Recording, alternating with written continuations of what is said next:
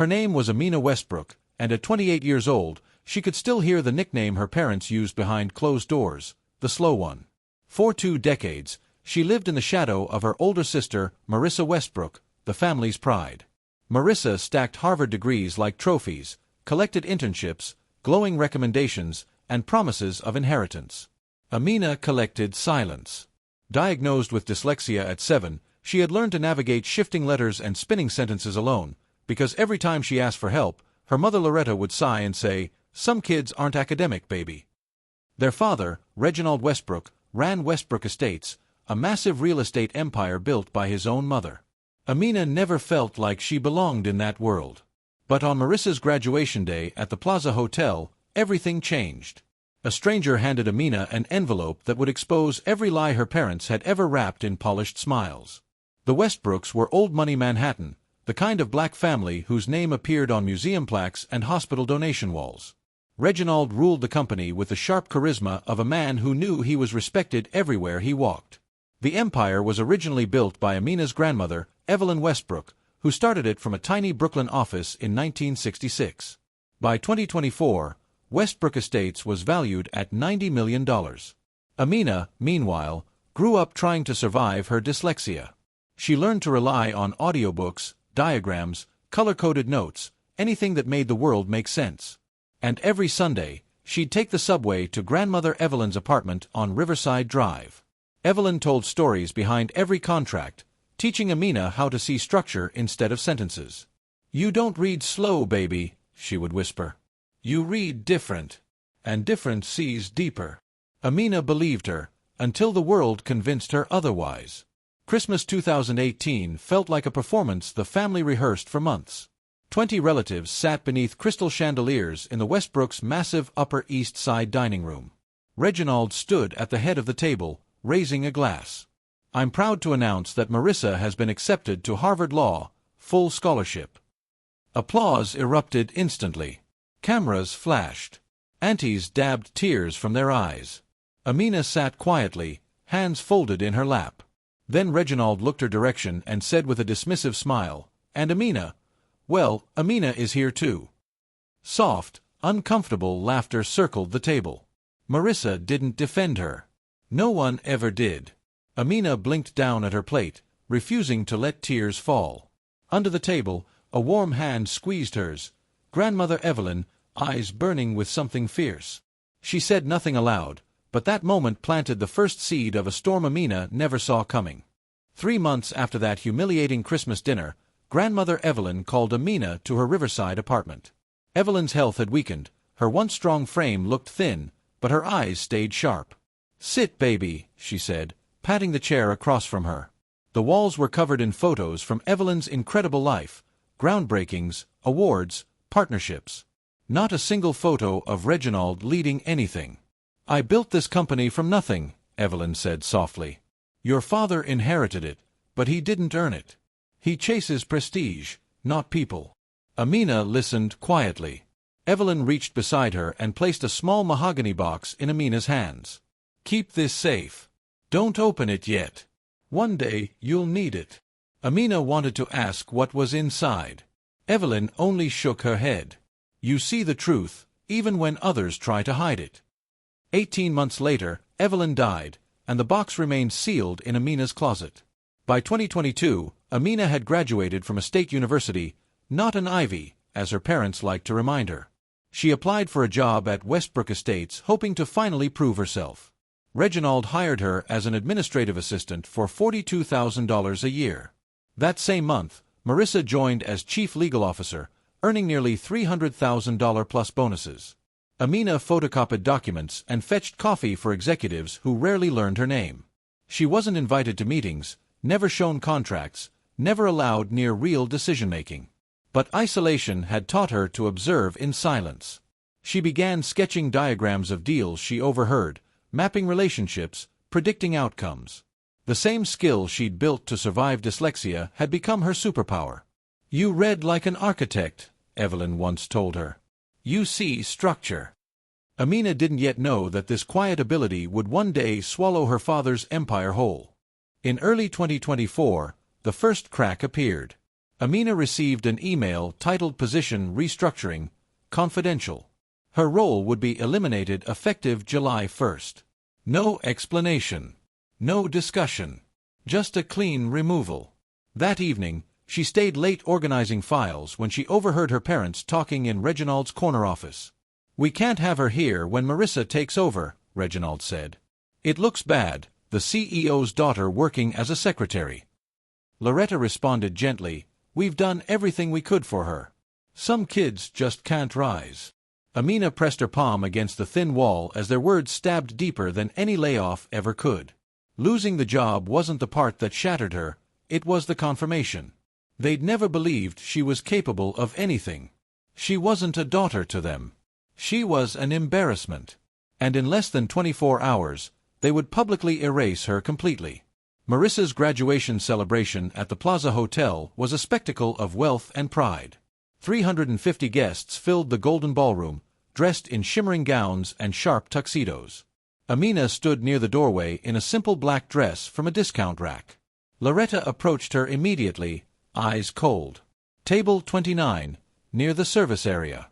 Stay low, baby. Don't draw attention." Amina nodded silently. From her seat in the shadows, she watched a massive screen displaying Marissa in her crimson Harvard regalia. The applause felt endless. She felt invisible. But then she noticed a man standing near the entrance, a silver-haired stranger in a gray suit watching her, not the celebration. Something in his stillness unsettled her. When the orchestra stopped and Reginald stepped on stage to announce Marissa as future CEO and heir to the entire Westbrook estate, the room erupted.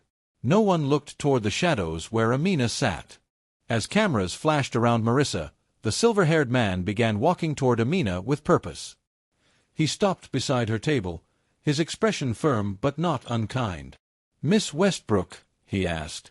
"Yes," Amina replied, straightening. "My name is Jerome Atkins," he said, offering a card embossed with Atkins, Turner and Wells, attorneys at law. "I was your grandmother's lawyer." Amina's breath hitched. "My grandmother passed away 3 years ago."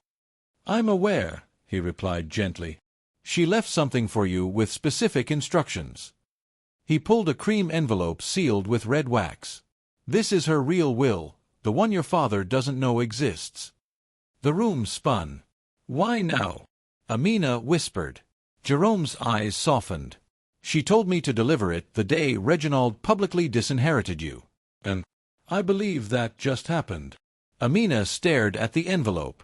Her world, already cracking, was about to split completely open. Amina slipped away through the service hallway, heart pounding, the envelope clutched tightly in her hands. Under harsh fluorescent lights, she broke the wax seal. 3 pages of dense legal text slid out. Her eyes swam, but she forced the letters into focus, reading slowly and intentionally. "I, Evelyn Marie Westbrook, hereby declare this my final will." Her breath froze as she reached the middle section. "To my granddaughter, Amina Rochelle Westbrook, I bequeath 51% of my shares in Westbrook Estates, along with full voting rights." Amina covered her mouth. 51%. Controlling power. The will continued, "Amina is not slow. She was abandoned. I will not allow her father's prejudice to continue after my death." Tears blurred the page. Then came the final blow. To activate this bequest, Amina must call an emergency board meeting within 72 hours. She had 72 hours to change everything. When Amina exited the service corridor, Jerome waited near the coat check. "You read it," he said quietly. Amina nodded, clutching the pages. "Why the 72-hour deadline?" "Because your grandmother knew you," Jerome replied. "She knew you might hesitate. She wanted you to act before fear convinced you not to." Amina looked toward the ballroom doors, where her parents still basked in applause. "If I do this, I lose my family." Jerome shook his head. "You don't lose what you never had. What you gain is the truth." He handed her a second card, this one with a handwritten number. "Call me in the morning. We'll draft the board request together." Amina exhaled shakily. For the first time in her life, someone expected her to lead. She tucked the will into her bag. "Okay," she whispered. "We're doing this." Jerome smiled gently. Your grandmother knew you would. Amina went home that night to her small Queens apartment. Her roommates were asleep, their soft snores drifting through the thin walls. She sat on her bed with the mahogany box grandmother Evelyn had given her years ago. The streetlight outside cast long orange stripes across her sheets as she lifted the lid. Inside lay a handwritten letter, an old partnership agreement from 1966, and a modern USB drive. She opened the letter first. My dear Amina, if you're reading this, then Reginald has shown you who he truly is. I'm sorry I couldn't protect you while I lived, but I can protect you now. Amina's throat tightened. Evelyn explained that the original partnership agreement ensured founder shares, and their voting power could never be diluted. The USB held evidence of Reginald's attempt to strip Evelyn's authority in 2018. Use this wisely, Evelyn wrote. Not for revenge. For justice. Tears rolled silently down Amina's cheeks. The next morning, Amina called Marjorie Collins, a board member and Evelyn's longtime friend. Marjorie answered on the second ring. Amina Westbrook, she said in a warm but firm voice. I wondered when you'd reach out. Amina hesitated. You knew about the will. Your grandmother trusted me. She said you'd need help someday. Amina exhaled shakily. I want to request an emergency board meeting. Marjorie grew serious. Then you'll need 3 signatures. I'm one. Richard Hayes and Dr. Simone Parker are likely to join us. Your father isn't well liked behind closed doors. Amina blinked. You're saying they'd support me? Baby, they've been waiting for someone brave enough to stand up to him. Amina swallowed hard. The fear that had gripped her for years loosened slightly. What happens next? Marjorie chuckled. Next, you step into the room your father always swore you didn't belong in. She paused. And you show them he was wrong. By that afternoon, Marjorie had secured all 3 required signatures. She texted Amina a photo of the finalized petition. Emergency board meeting, May 18th, 10 a.m. Amina felt her heartbeat quicken. She barely had time to process the moment before her phone buzzed again. This time it was Marissa. What did you do? Marissa's voice was sharp, panicked. Dad just got a notice from the board secretary. Amina forced her tone to remain calm. I don't know what you're referring to. Don't play dumb, Marissa snapped. You're going to embarrass this family. Amina swallowed. I'm doing my job, Marissa. The one the company pays me for. Silence crackled through the phone.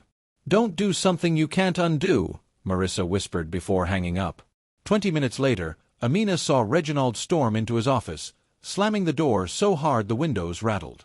Through the wall, she heard him say, She's not a threat. She never was. That night, Amina prepared with methodical precision. She printed 3 copies of the will, downloaded the audio recordings of the 2018 meeting, and wrote a simple statement.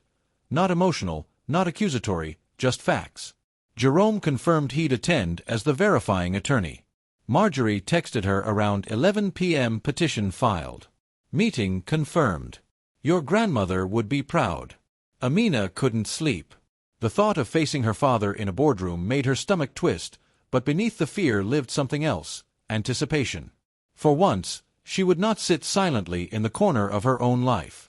She stood before the mirror, practicing her breathing the way Evelyn taught her.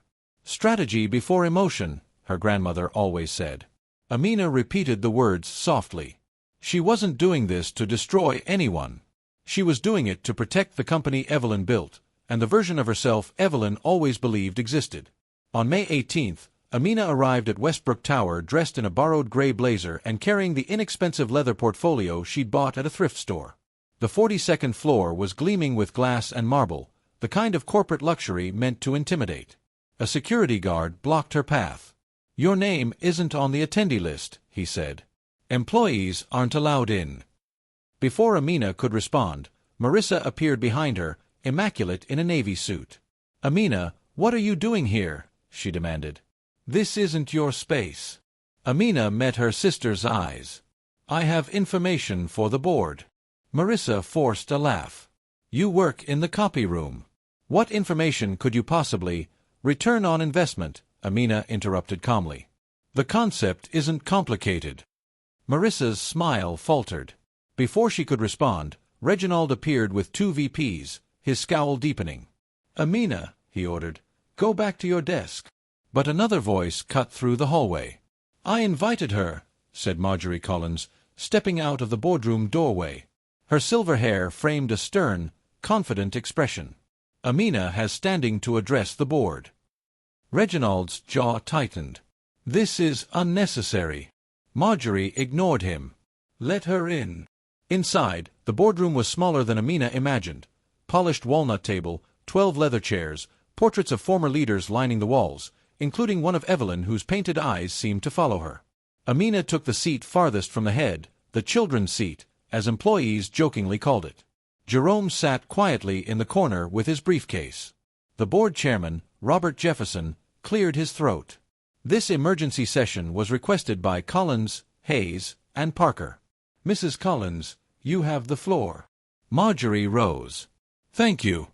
The matter concerns a document recently brought to light, one altering the ownership structure of this company. I yield the floor to Amina Westbrook." All eyes turned toward her. Amina stood, palms slightly damp but steady. "Thank you for allowing me to speak," she said. Reginald scoffed loud enough for the room to hear. "Before we waste time," he interrupted, rising to his feet, "my daughter is not qualified to address this board. She lacks experience, training, and," Marissa added softly, "she struggles with reading." Several board members shifted uncomfortably. Robert Jefferson lifted a hand. "Mr. Westbrook, you'll have time to respond. Let your daughter proceed." Reginald reluctantly sat. Amina inhaled slowly. Something inside her hardened. She placed the sealed document on the table. "This," she said, "is the final will of Evelyn Marie Westbrook, notarized September 14, 2019. The room fell silent. Reginald's face drained of color. "Impossible," he whispered. "My mother's will was signed in 2015. "That was her previous will," Amina replied calmly. "Under state law, a newer valid will automatically replaces all earlier versions." She slid the document toward Robert Jefferson. "Mr. Atkins," she said, addressing Jerome, "please confirm its authenticity." Jerome stood. "I served as Mrs. Westbrook's personal attorney for her final 13 years. I witnessed this will's signing along with 2 independent notaries. The original remains in secure escrow. This document is authentic." Disbelief rippled around the table. Marissa sprang up. "This is a setup," she cried. "A forgery." Jerome's tone sharpened. "Accusing a law firm of fraud without evidence is unwise, Ms. Westbrook." Reginald slammed his hand against the table. "My mother was sick. Someone manipulated her." Amina reached into her portfolio, pulling out her phone. "Then explain this." She played the 2018 audio. Reginald's voice clearly calling Evelyn incompetent and pushing to cut her voting rights. When the recording ended, the silence was suffocating. Amina spoke quietly. "My grandmother wasn't confused. She was protecting herself, and she was protecting me." Robert Jefferson's voice was calm but firm. "Miss Westbrook, please read the relevant section for the record." Amina's hands were steady now. "To my granddaughter, Amina Rochelle Westbrook, I bequeath 51% of all shares in Westbrook Estates, including full voting rights." Several board members gasped.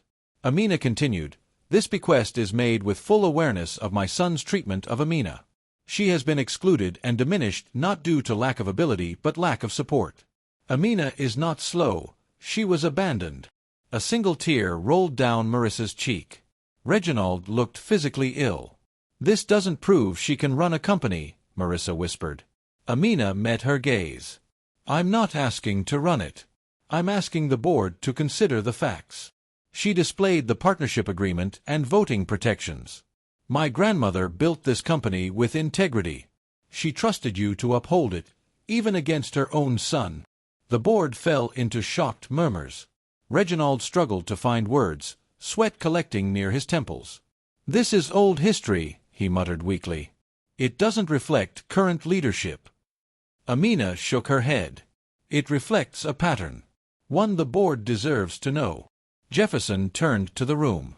Does anyone have documentation contradicting Miss Westbrook's evidence? Silence answered him. No one spoke. No one defended Reginald. Finally, Richard Hayes cleared his throat. I believe we need legal review. Jefferson nodded. Agreed. We recess for 15 minutes. The board exited except for Jerome, who brought Amina a glass of water. She sat quietly, Evelyn's portrait watching from the wall. In a corner, Reginald and Marissa hissed heated whispers at each other, their polished composure cracking. When the board returned nearly 45 minutes later, Jefferson took his seat with a solemn expression. Our legal counsel has confirmed the will is valid, he said. Miss Westbrook now holds majority control. A hush fell over the room as Jefferson continued. As majority shareholder, Miss Westbrook may propose motions, including those concerning executive leadership. He looked directly at Amina. Miss Westbrook, do you wish to bring forward any motions? Amina rose slowly. The fear she'd carried for years felt distant now, replaced by something steadier, clarity. Yes, she said. Reginald tensed, gripping the edge of the table. I am not proposing to remove my father as CEO. Gasps fluttered around the room. Even Marjorie blinked in surprise. Amina continued, Instead, I propose a vote of confidence. The board will determine whether Mr. Westbrook retains their trust to lead Westbrook Estates. If the majority votes no confidence, he resigns. Marissa shot up from her seat. This is a spectacle, she snapped. Amina met her eyes calmly. This is governance. The same rules your grandmother wrote into the bylaws. Jefferson nodded. Is there a second? Seconded, Marjorie said firmly. Jefferson lifted his hand. All those expressing confidence in Mr. Westbrook's leadership, raise your hands. 4 hands rose, executives long aligned with Reginald, their loyalty tied more to opportunity than integrity. All those expressing no confidence? Jefferson asked. 7 hands lifted without hesitation. Even Dr. Simone Parker, known for her diplomacy, raised hers calmly. Amina watched the moment land on her father's face like a quiet earthquake. Jefferson recorded the vote. The motion carries 7-4 with 1 abstention. Per Section 14.3, Mr. Westbrook has 30 days to tender his resignation. Reginald stood abruptly, eyes locked on Amina. For years, she'd expected rage, insults, dismissal, something cruel. What she saw instead was recognition. The realization that he had underestimated her so deeply, so completely, that he never imagined she might one day hold the power to end his reign. Without a word, he walked out of the boardroom. After the meeting adjourned, the executives filtered out, whispering among themselves. Amina gathered her documents, her hands finally trembling now that the crisis was over. As she stepped into the private hallway, she froze. Reginald stood waiting for her, jaw clenched, eyes wild with disbelief. Her mother, Loretta, stood beside him, mascara streaked across her cheeks. You, Reginald growled. You ungrateful, scheming. Loretta grabbed his arm. Reggie, not here. Not here, he barked. She destroyed our family in front of the entire board. Amina inhaled deeply. I didn't destroy anything. I revealed the truth. Truth. Reginald spat. Your grandmother was manipulated. That lawyer— Stop, Amina said. Grandma Evelyn wrote that will 5 months after you tried to steal her voting rights. Loretta stepped forward, voice trembling. Amina, sweetheart, we were trying to protect you. No, Amina replied softly. You erased me. That's not protection. That's harm. Reginald's face reddened. This isn't over, he warned. We'll contest the will. Amina pulled her arm free from his grip. You'll lose. Grandma planned for every angle, including this one. She turned and walked toward the elevators. Behind her, Loretta's voice broke. Amina, wait. But Amina didn't stop. For the first time, she didn't need their permission to walk away. Inside the elevator, she leaned back against the cold steel wall, her pulse finally slowing. Relief didn't come. Instead, grief washed over her, 28 years of wishing her parents would see her, value her, love her. Wishing she mattered. That hope was gone now, and letting it go felt like losing a limb. When the doors opened in the lobby, Jerome waited for her. "That was," he began. "Necessary," Amina finished. "And the beginning," Jerome added gently. She stepped outside into the sunlight. For the first time, the city felt hers. The next day, Amina received an email from Jefferson. "Your father has submitted notice of resignation effective June 15th. The board has appointed me interim CEO while a permanent successor is chosen. Additionally, the board invites you to serve as strategic advisor." Amina reread the email twice. She forwarded it to Jerome, who responded within minutes. "This is fair. No hidden traps. Well done." That evening, Westbrook Estates sent a company-wide announcement summarizing the leadership transition. Amina's phone exploded with messages from co-workers who had barely acknowledged her existence before. "Let's grab coffee. So proud of you. We should collaborate." She ignored most. But one message, from Ms. Patrice Monroe, an executive assistant who'd worked with Evelyn for decades, brought tears to Amina's eyes. "Evelyn used to talk about your brilliance. Today, I saw what she meant. Welcome to the boardroom, baby." Amina saved that message. It meant more than applause. The story hit the business journals within a week. Headlines read, "Surprise leadership shift at Westbrook Estates," and "Founder's granddaughter quietly secures majority ownership." While confidentiality laws kept Amina's name out of print, anyone in New York real estate knew exactly who the unnamed granddaughter was. The article cited long-standing concerns about Mr. Westbrook's management style and renewed faith in the founder's original vision. Invitations to charity galas disappeared from Reginald and Loretta's calendars. Business allies distanced themselves. Investors requested meetings, with Amina, not her father. Two major partners told her outright, "Your grandmother built something special. It's good to see someone finally honoring her values." Amina didn't celebrate her parents' humiliation, but she didn't mourn it either. Marjorie called her that Saturday. "How are you holding up?" "Ask me in 6 months," Amina said honestly. "Fair," Marjorie replied. Evelyn would have been proud, especially about that vote of confidence. That was mercy and strategy. 3 weeks later, Amina's phone rang. Loretta's voice was small, cautious. "Amina, can we talk?" "Just us." Amina agreed to meet at a small midtown coffee shop. Loretta was already seated, hands wrapped tightly around a cup she hadn't touched. She looked older, softer, almost fragile. "Thank you for coming," she whispered. "I know I don't deserve it." Amina sat quietly. "What do you want, Mom?" Loretta swallowed. "To apologize." Her voice cracked. "For the way we treated you, for everything we ignored." Amina stared at her, searching for sincerity. "Are you apologizing because you're sorry, or because everything changed?" Loretta flinched at the question. "Both," she admitted painfully. "I told myself we were protecting you from expectations you couldn't meet. But truth is, we were protecting ourselves from guilt." Amina blinked slowly. "You let Dad call me worthless in front of people. You never defended me." Loretta nodded, crying silently. "I can't undo what we did," Loretta whispered, wiping her cheeks. "But I don't want to lose you forever." Amina looked at her mother, this woman who braided her hair as a child and ignored her accomplishments as an adult. They sat in silence for several moments. Finally Amina said quietly, "I can't pretend the last 20 years didn't happen. But maybe we can build something new. Something honest." Loretta nodded quickly, relief flooding her face. It wasn't forgiveness. Not yet. But it was a beginning. As they parted, Loretta hugged her gently, as though she were afraid Amina might disappear. Amina walked out of the cafe with mixed emotions, sadness, relief, and a cautious hope.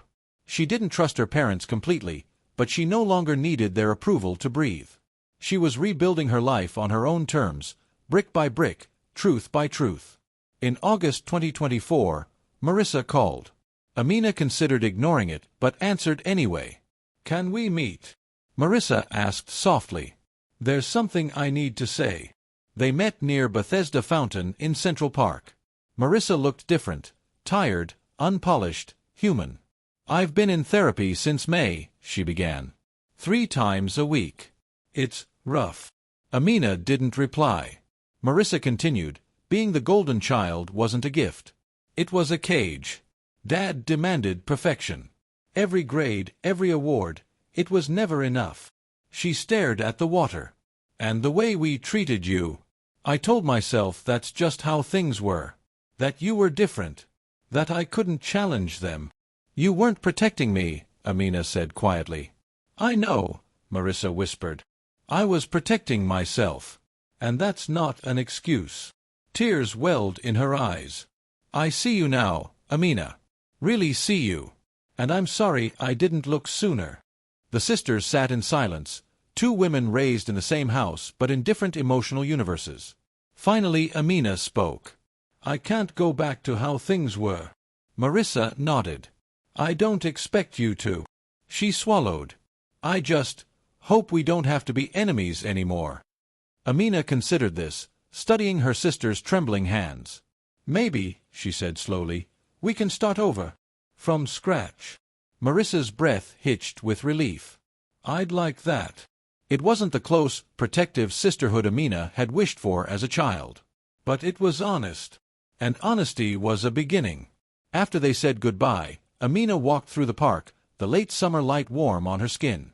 For the first time, she felt the possibility of a family. Not perfect, not healed, but trying. And trying, she realized, was more than she'd ever received before. Autumn arrived in New York with crisp air and gold leaves swirling across the sidewalks. Amina had settled into her new role as strategic advisor, and her influence within Westbrook Estates grew quietly but steadily. She focused on restructuring outdated processes, improving community partnerships, and restoring Evelyn's original mission, development that uplifted neighborhoods rather than draining them. Investors noticed. Employees noticed. Even the press began calling her the silent architect behind Westbrook's rebirth. One evening after work, she walked into the founders' conference room, a space dedicated to Evelyn's legacy. A portrait of her grandmother hung above the marble fireplace. Amina stood beneath it and whispered, I hope I'm doing this right. She didn't expect an answer, but the warmth she felt in that quiet room made her believe she was on the path Evelyn wanted. For the first time, Amina felt not just capable, she felt chosen. In November, the board unanimously voted to offer Amina the interim role of Vice President of Strategic Development, a position far above anything she expected this early. We trust your judgment, Jefferson said. And more importantly, we trust your values. Amina hesitated. She thought of the child who once hid in school bathrooms because reading aloud was torture. She thought of the young woman told repeatedly she would never rise. And now a board of 12 executives was telling her she belonged among them. I'll accept, she said softly. Marjorie squeezed her shoulder. Good. It's time this company reflects Evelyn's bloodline properly. Word of Amina's promotion spread fast. Some celebrated. Some whispered.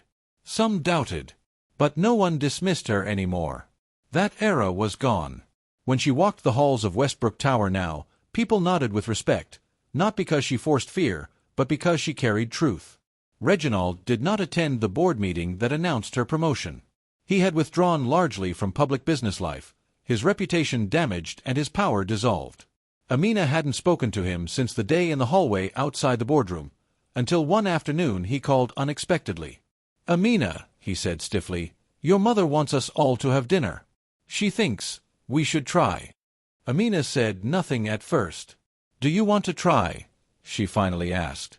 Reginald exhaled, the sound strained. I want to understand what happened. She almost laughed. You know what happened. Silence stretched between them. Dinner, he repeated softly. 1 hour. That's all I'm asking. Amina agreed, not out of obligation, but out of curiosity. She wanted to see whether her father was capable of reflection, or if he simply couldn't accept a world where she stood taller than he ever imagined. They met at a quiet Harlem restaurant Evelyn used to love. Loretta hugged Amina tightly when she arrived, while Reginald remained seated, his posture stiff, his expression unreadable.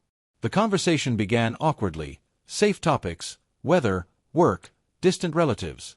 But mid-meal, Reginald finally looked at Amina directly. I underestimated you, he said plainly. No excuses. No explanations. Just truth. Amina felt her chest tighten. "Why?" she asked. He stared at his hands. "Because you learned differently. And I saw that as weakness. I didn't understand it. And instead of helping, I dismissed you." Loretta's eyes filled with tears. "I let him," she admitted. "I followed his lead instead of following my heart." Amina listened, the weight of their words sinking into the table like spilled wine. They weren't just admitting wrongdoing, they were naming the exact wounds she spent her life trying to hide. "I'm not asking you to forgive me tonight," Reginald said quietly. "But I'm asking for the chance to try again. Not as CEO. Not as some authority. Just as your father." Amina looked at him for a long moment. He seemed smaller than she remembered, not physically, but in ego, in certainty, in the armor he once wore. "Trying is a two-way thing," Amina said finally. "And it won't be easy." Reginald nodded. "I don't expect it to be." Loretta reached for Amina's hand. "We want a relationship, baby. A real one. Not the one we forced you into." Amina inhaled deeply. "Then we start small. Honest conversations. No lies. No pretending." They all agreed.